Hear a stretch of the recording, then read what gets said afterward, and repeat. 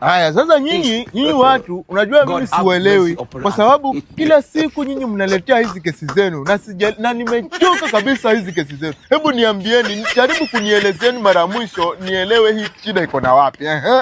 Koplo. Ndio. Naomba ongea na huyu. Huyo ndo mlevi mkubwa hiki kijiji yote. Mimi si mlevi. Wewe ndo mlevi.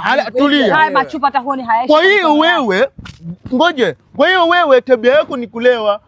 Yaani instead udili na familia yako uweze kuilea vizuri. Wewe tabia yako ni kulewa na kuja kurandaranda mtaani, kuanza ukora, si ndio? Na wewe nilikwambia tabia ukora uache. Sasa wewe nawe unaingilia wapi na hizi mambo na bwana? mimi kumanina. Yaani mimi unanipiga Tamaza.